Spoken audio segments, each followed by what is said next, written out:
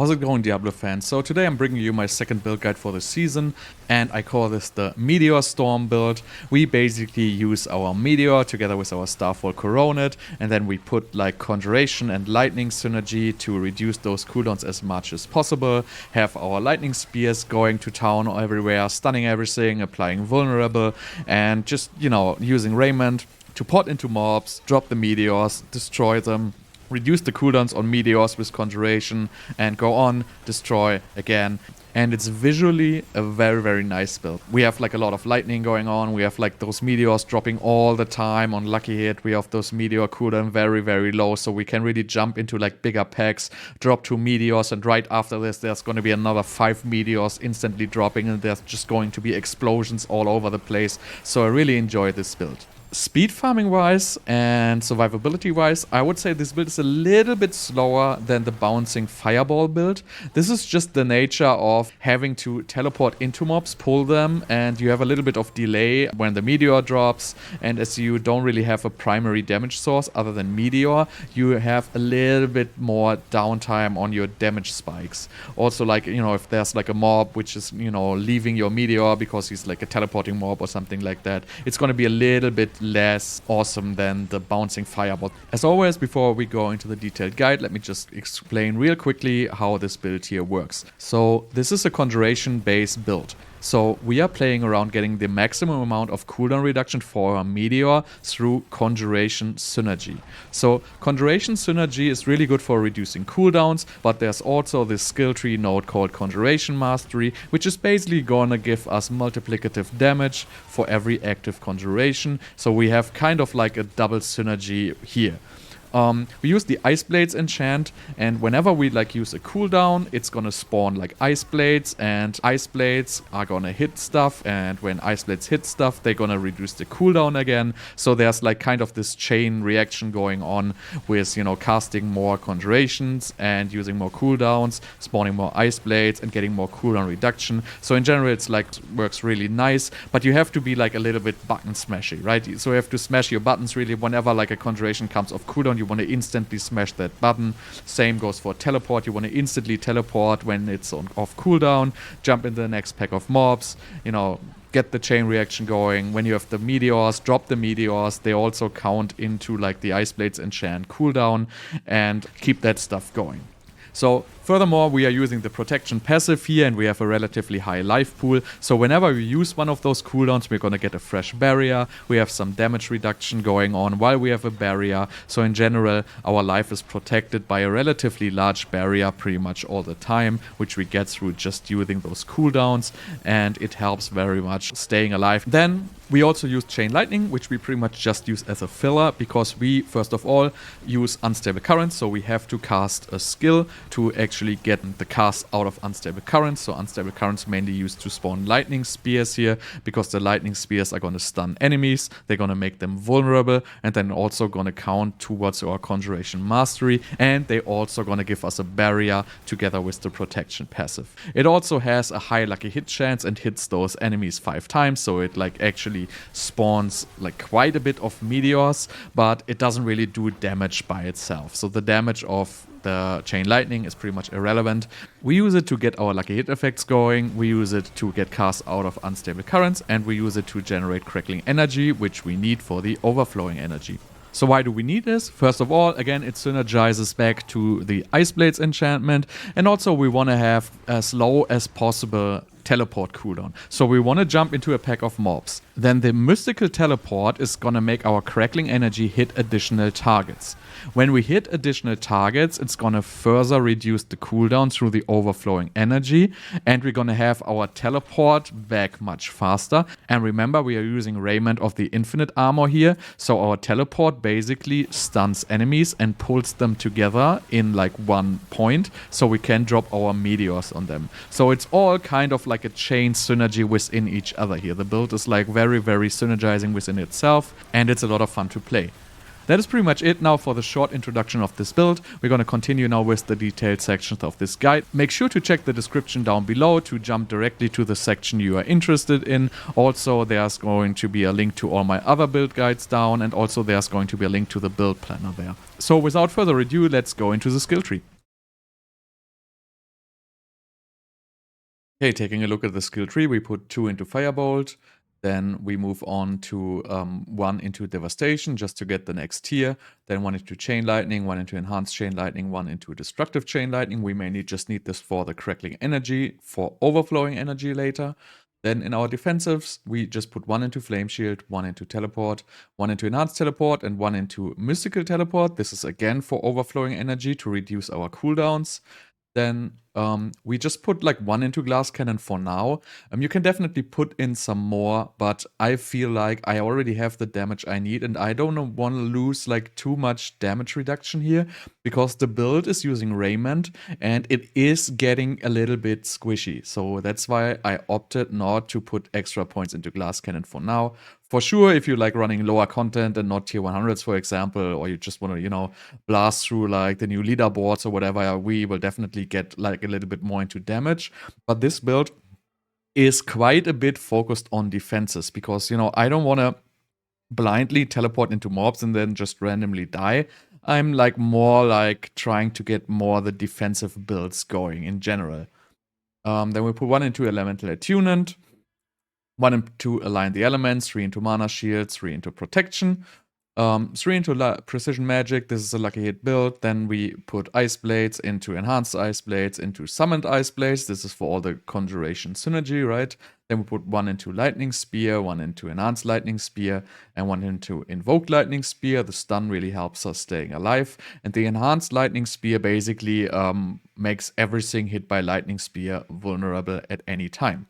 Then 3 into Conjuration Mastery. We have a good amount of Conjurations in this build. It's not that crazy as like the Arcledge based build, but we still have like between 5 and 10 Conjurations up at most of the time, so this is a pretty solid damage modificator here. Then we put 3 into Icy Veil for barriers to last longer. This is again just if you want to play defensive. If you don't want to play so defensive, you can take these points out and, for example, put 2 of them into Glass Cannon, and I'm pretty sure you're going to find a spot for the last point here. Then we max out Meteor with Enhanced Meteor and Wizard's Meteor for the Immobilize. You can use Mage Meteor, but I rather take the Immobilize one. The increased drop speed doesn't seem to matter that much. Wizard's Meteor synergizes better with Devouring Blaze. So then we put 3 into Inner Flames and 3 into Devouring Blaze. And you want to have a +3 amulet. I only have a +2, but it's alright. Best is if you have a +3 Devouring Blaze amulet. If you don't have +3 Devouring Blaze amulet, you can also go for Conjuration Mastery amulet, but it's not going to be that strong as Devouring Blaze. It's still good, but it's not going to be that good. And then we put 1 into Unstable Currents, into Prime Unstable Currents, and Supreme Unstable Currents. Again, this is like an Overflowing Energy build, so we need this to get our cooldowns reduced by like a great amount. Then we put 1 into Causing Currents, 3 into Conduction, and 3 into Electrocution. We are not using movement speed on our amulet, and we are using the Juggernaut's aspect, so our Asus charges are like, the evade charges are a little bit delayed, so we have an 8-second evade cooldown. So this is why we are like basically putting in the extra movement speed from Conduction here. And the electrocution, obviously, to stay alive, right? And then last but not least, we use Overflowing Energy. This is reducing our cooldown, so we can spam our Conjurations and we can spam our Meteor more.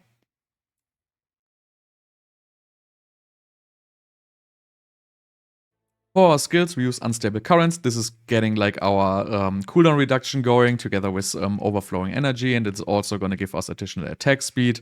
The spells spawned by it do not really matter so much, but they apply Lucky Hit, which basically spawns more meteors for us. So we want to like use Unstable Currents pretty much on cooldown whenever we have it available. Then we use Ice Blades for all the cooldown reduction synergy here again. Teleport to pull mobs with Raiment and then nuke them down with Meteor. So you want to play this like this, right? You drop a Meteor on the ground and then, 0.5 seconds later, you just teleport into that same point. So you pre-drop Meteor, then you teleport into the Meteor, have the mobs getting pulled in, so the Meteor pretty much directly like drops on them, right?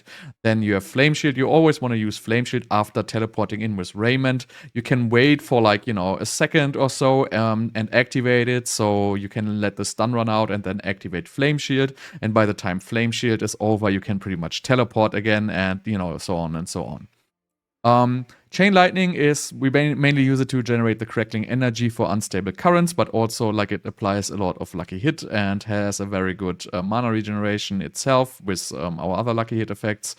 We don't really use it all that much, so it's pretty much just a filler spell here, which we use to, you know, get our cast of unstable currents and everything, but Chain Lightning itself doesn't do any damage in this build. It's more just for like the high Lucky Hit chance, which then applies our Meteor Lucky Hit, right? And speaking of Meteor, so we have Meteor with Starfall Coronet. As you can see, I have a 3.64 seconds cooldown. So this is pretty much almost the best you can reach. Like you can get a little bit more if you get X-Falls, but you know, this is pretty much alright. Everything beyond this would be like totally min-maxing. So Meteor is basically a cooldown spell, and we use all this like other Conjuration synergies here to like reduce the Meteor cooldown like a lot and basically like permanently keep dropping meteors. Then we use Ice Blades Enchantment.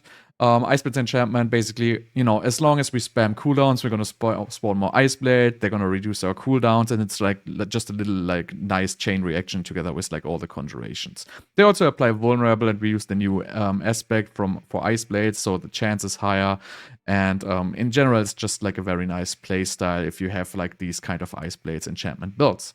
And then we use the Meteor enchantment. This is like basically like a hit base to drop another Meteor. It procs quite a bit. Don't get me wrong, it is not insanely good. Like, yes, you get like quite a few Meteors out of this, but you don't have to play this enchantment. You could play Firebolt if you want to like be a little bit more tanky and have a little bit of more sustained damage. You could also play like other enchantments, but since we're not using a lot of Chain Lightning here, I wouldn't play like Frozen Orb enchantment. You can definitely play around with it.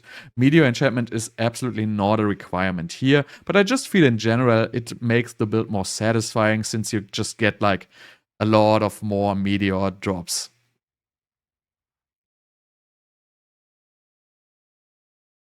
Alright, taking a look at our items, stats, and legendary aspect, let's first of all start with the Starfall Coronet. Starfall Coronet, the only important thing here is really the cooldown of the Meteor, so 6 seconds is a perfect one, so I have been like very lucky to drop this in the Nightmare Vault. All the other stats are not important. Like cooldown reduction is nice, maximum life is nice, lucky hit chance is nice, ranks of Meteor is nice, but most important, go for the cooldown, all other stats are secondary here. Then on our chest piece, again, we play Raiment. You don't have to play Raiment if you don't want to. You can play this with a regular armor just fine, and you're gonna be extremely tanky. You can put some more damage in your Paragon Board, which we're gonna get a little bit later. But Raiment, it just makes it feel good because you can pull the mobs into the meteors, and it's just like a fun way of playing. But it's definitely not required. If you play Raiment, really, like, the stats do not really matter so much. Not even the stun duration matters. Like, the only thing I would say here which matter is, like, the damage stats and the intelligence. Don't sweat, like, the teleport cooldown. 2 seconds is perfectly fine. Like, you're not gonna, like, sit in the pack of mobs for the full 2 seconds anyway. Then on our gloves, we play the Storm Swell aspect here, and you want to have attack speed, critical strike chance, lucky hit chance. The fourth stat is pretty much, you know, debatable. You can have Chain Lightning ranks, you can have intelligence, you can have mana on lucky hit. Like, there's a lot of stats you can put on here. I just personally like intelligence most because it just gives me a little bit of extra damage.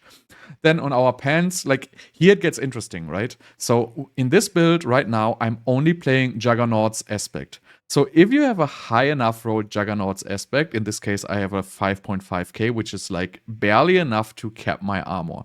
So this is important, right?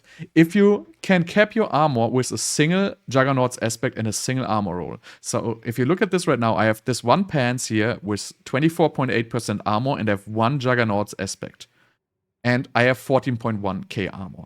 So 13.9k is the armor cap. You don't need more than 13.9k armor for tier 100 dungeons. So with a single aspect, I have maxed my armor. And I'm not reliant on Disobedience. I highly recommend not to use Disobedience anymore. Disobedience stacks fall off, and then you are like subjected to get one shot. With Juggernaut's aspect, this will not happen to you, right? So If you cannot reach the armor cap with just a single, like Juggernaut's aspect and a single armor roll, you can add an armor roll on your amulet. Not an issue. You could use like an armor elixir when you're playing, or well, you pretty much don't have any other options here, right? So if you're like, I mean, if you're like close, if you're like 13.7 or something like that, it's probably not going to matter so much. But just saying, like, if we play this Juggernaut's aspect, we can basically just play one single defensive panzer with one total armor roll, one damage reduction roll, and we're good to go. So your best damage reduction roll on your panzer would be damage reduction from close, which I have. You want to have max life, and you want to have ranks of Meteor.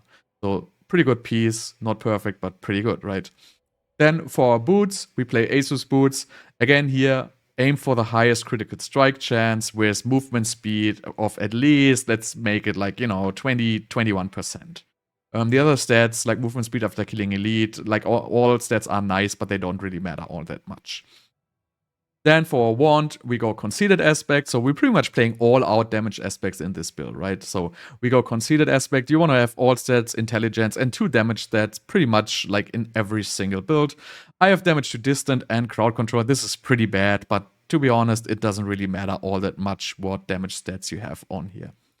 Then on our focus, we play the Shredding Blades.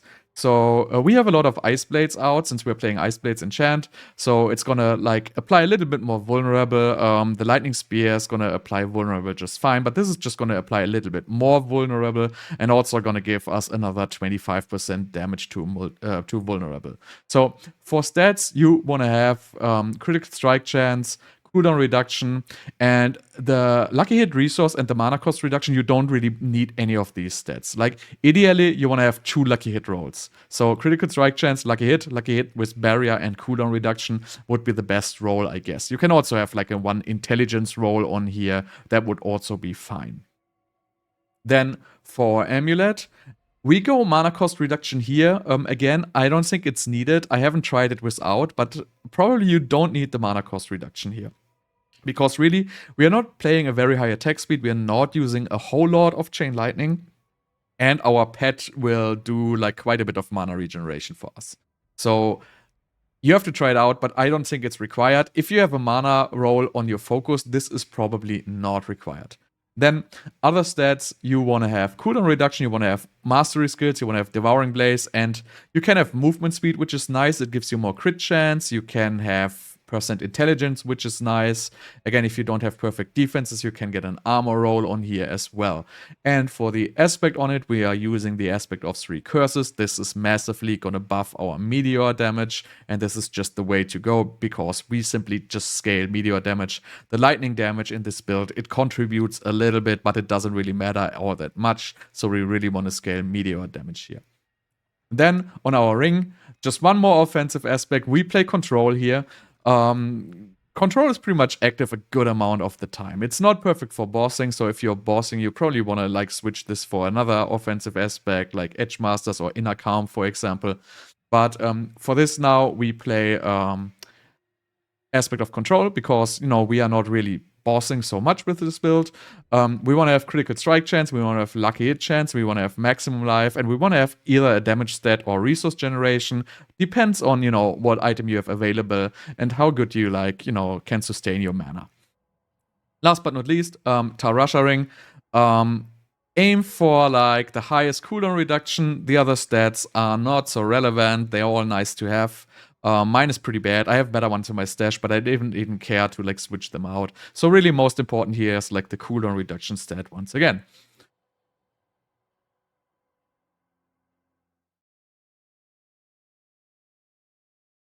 For the construct, I'm currently playing the following. I play Flash of Adrenaline with duration support to make it last longer, obviously. Technical support to have it less cooldown.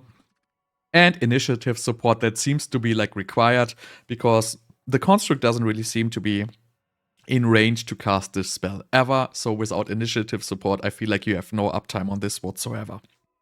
I know a lot of people say don't use it. I know a lot of people like put other stuff in here, but I just have the feeling if you look at it like very like closer, like you never even see the construct for most of the time if you're like going for high speed dungeon farming. And as soon as you put initiative support, this construct at least teleports to you like every 12 seconds basically and applies the buff. If you don't have it, you might have significant downtime on the buff. That's just my feeling, right?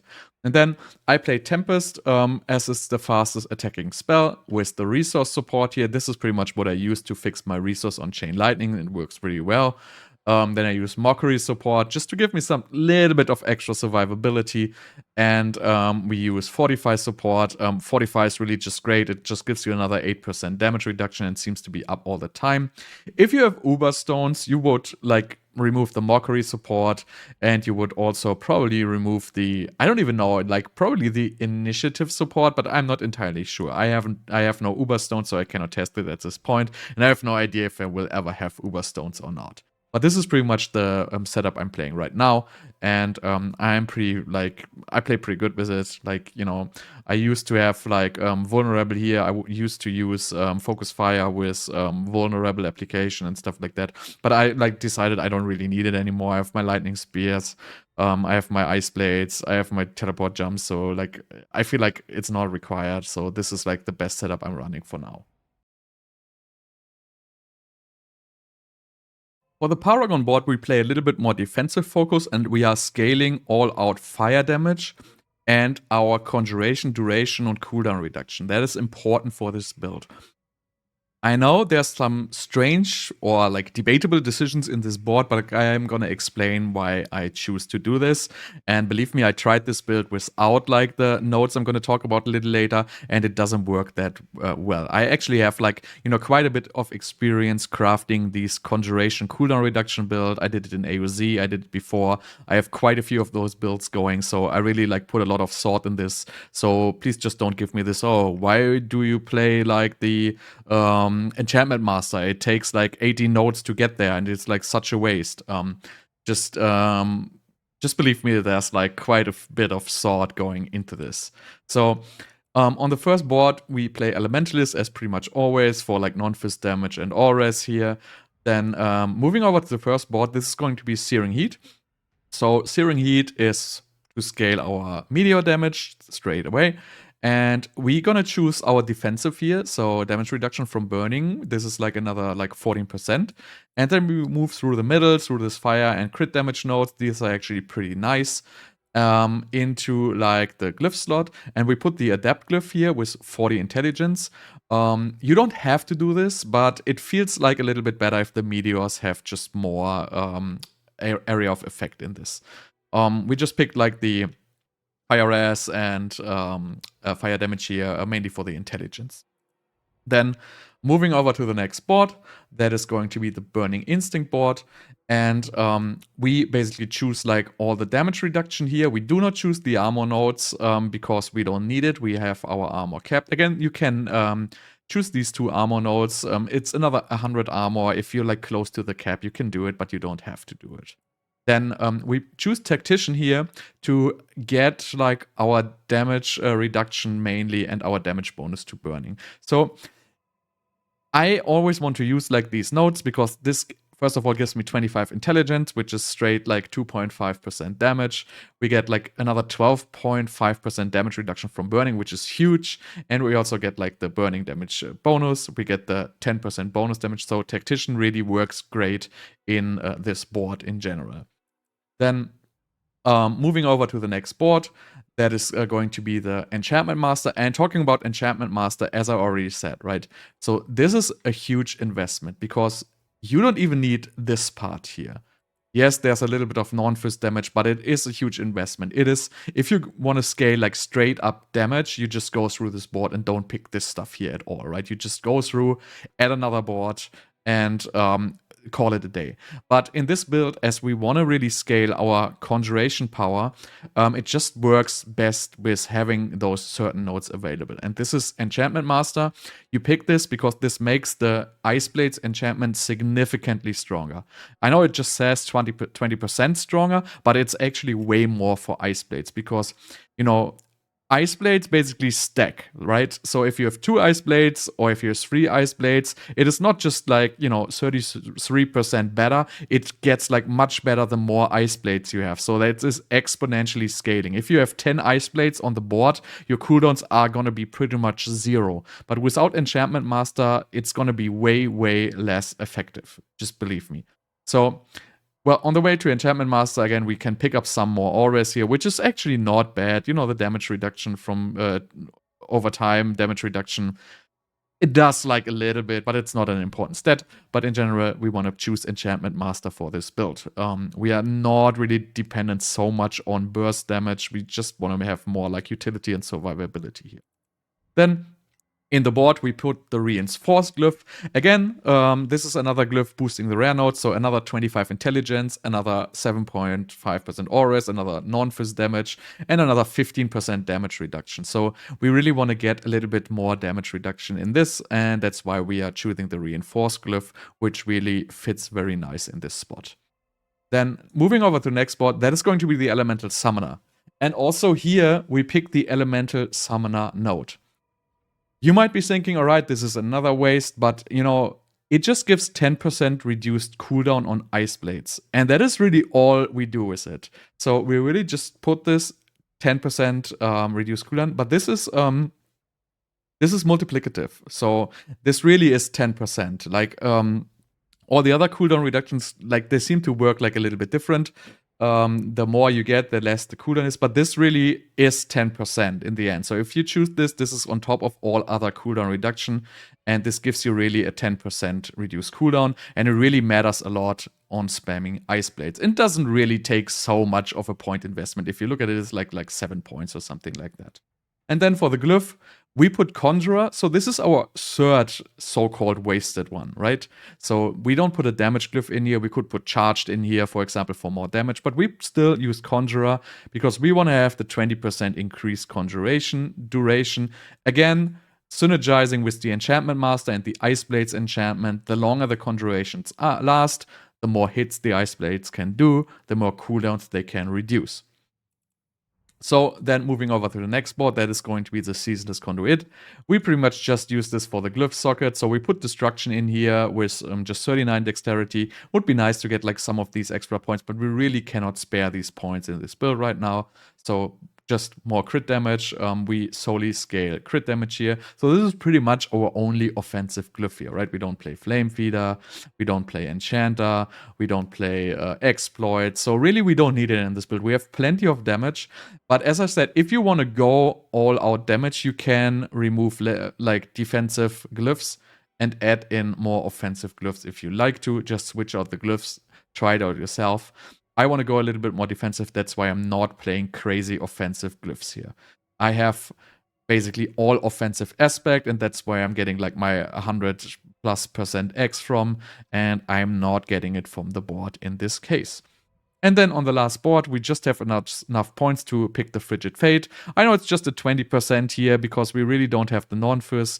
Again, if you want to change it up, you can put like the Enchanter Glyph somewhere. So you get like this would be like another 5% X on Frigid Fate. And you can get another 5% X on Searing Heat as well, because we only have 25. So if you put like Enchanter in somewhere, it's going to matter much. For example, if you really feel like I don't need the extra area of effect on mastery, I'm just going to show you real quick. If you put the Enchanter in here, right, then this is going to change to 30%, and this is going to change to like 25-ish, right? So this is 10% extra damage, plus, well, you basically can make 10% extra damage, and for that you will sacrifice your mastery skill area of effect, basically. So that's up to you.